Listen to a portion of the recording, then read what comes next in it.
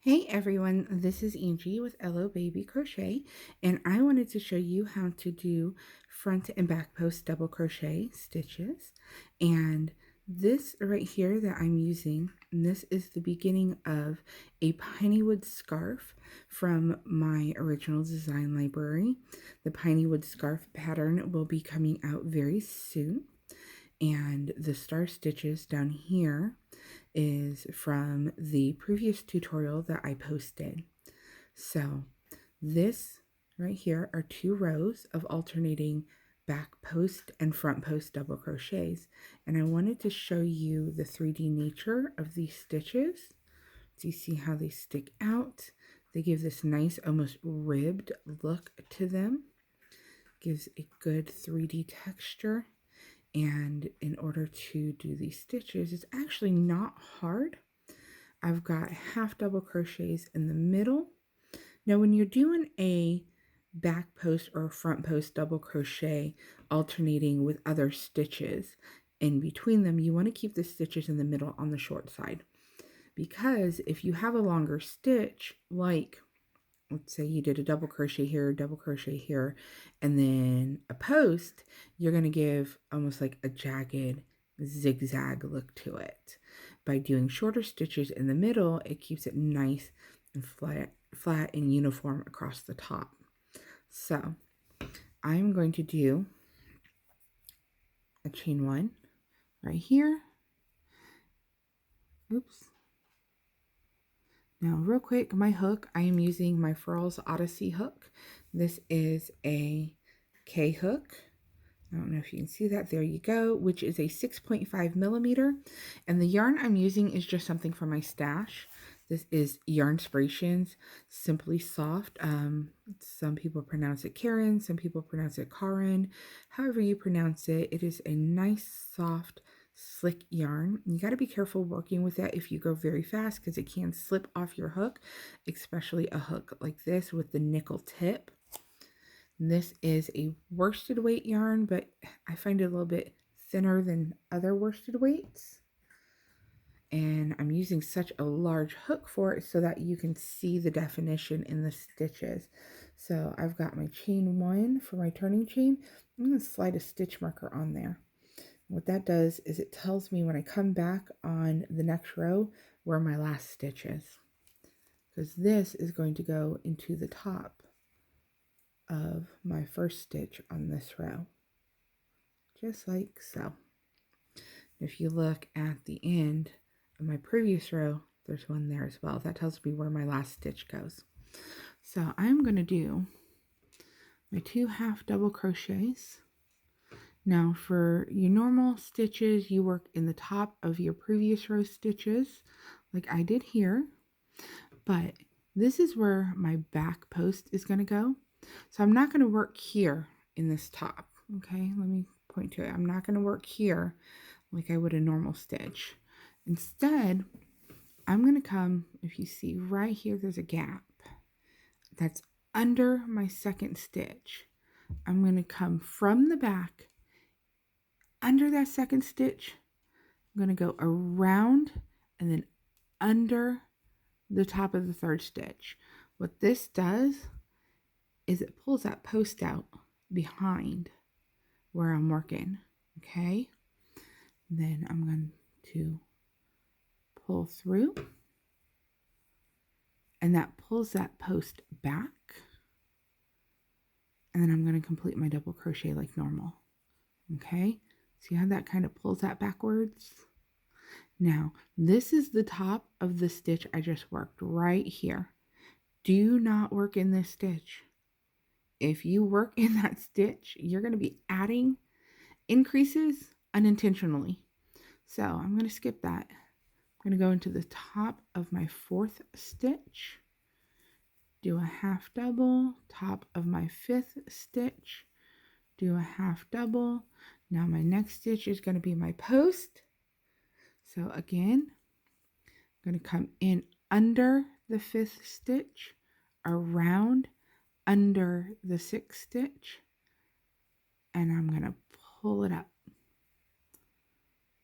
and then do a normal double. Okay, this is stitch number 7. Just going to do a half. Stitch number 8. I'm just going to do a half. Stitch 9. See that gap there? I'm going to come in under stitch 8, around and under stitch 9. See? There we go. And pull. Got my 3 loops. Do my normal double. Now I'm going to do that all the way to the end. Okay? Now this pattern that I'm working on, like I said, this is called the Pineywoods Scarf pattern. Pineywoods will eventually have other designs using this pattern. Right now we're starting with a scarf. We had a big ice storm here in Texas last week, so I spent the week making scarves for my boys. I have 3 boys at home. And those scarves, I wanted something that had a nice thick cloth to it. Something that wasn't too feminine, that the boys would want to wear. And something that would work up quick with bulky yarn, but it would not be so plain. And all the bulky yarn I had was solid colors. So I wanted something that had a little bit of a 3D effect to it. Hence these post stitches. Right? See, there's my stitch marker telling me, hey, that's your last stitch. So I'm going to work into that. I'm going to pull it up. I'm going to do my turning chain. I'm doing a chain 1 because I'm starting with half doubles. I'm going to move my stitch marker up to my working loop. I'm going to turn. Now, see how that looks? That is back post, front post, back post. This is 3 rows of posts. 1, 2, 3. Okay. 1, 2, 3. Now we're going to do front post. Front post and back post are very similar. The only exception is back post. You come in from the back. Front post, just like the name, you go in from the front. So here is my here are my 2 half doubles. Now you see that gap right there, and that gap kind of disappears when you lay this flat. I'm gonna lay it down a little bit.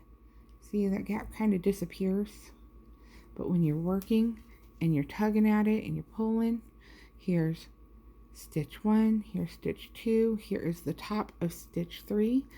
I'm gonna go under from the front, under stitch 2, come out under stitch 3, right there. I'm gonna pull my loop through. What that does is that throws that post forward. Then I'm gonna do a regular double crochet. Let me do, now when you're doing your back post, how you can see the top of the stitch you just worked, this you can't, it kind of hides it.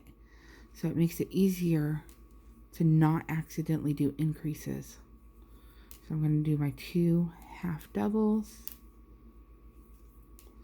I'm going to do my post. I'm going to go in from the front, right there in that gap. Come around. Pull my yarn through, do a double crochet. I'm going to do that again real slow 1 more time before I complete out the row and show you. Pull some more yarn out. There we go. Now, here's the stitch I'm working. You see those posts right there? It's so pretty. Love textured stitches. All right, I'm going to go in under. Here's the top of the stitch I just worked. I'm going to go under. See that bar? That is the 3rd loop. Whenever you hear someone say you're working in the 3rd loop, that is the 3rd loop. You're going under that 3rd loop. There's loop 1. You know, there's the top of your stitch that you're working around. There is the 3rd loop. You're going to go come out under, pull your yarn through, complete your double crochet. All right. Now I'm going to finish out this row. This pattern will be available on Ravelry, Etsy, Ribbler, and Patreon through the blog. When it comes out, I always post updates about new releases of patterns on Facebook. So go to Facebook and give us a like at facebook.com/LOBabyBoutique. Give us a follow on Instagram at instagram.com/LOBabyBoutique. And if you want access to my complete design library, you can become a supporter on Patreon at patreon.com/LOBabyCrochet. And for as little as $2, you can gain access to the complete blog, which will have all of my pattern designs on it. For as little as $15, you can get access to download all of the PDFs so that you can save them for offline use. And look at that. We've got our 3D stitches. This is 4 rows of alternating back post, front post, 2 row repeat. So we've got our back post, front post, back post, front post. Because we did the half double crochets in the middle, we have a nice flat straight edge across, none of that jagged up and down, up and down. And there you go. Give us a subscribe here on YouTube. Check us out on our other social medias in the description, and hope to see you soon. Happy hooking, guys.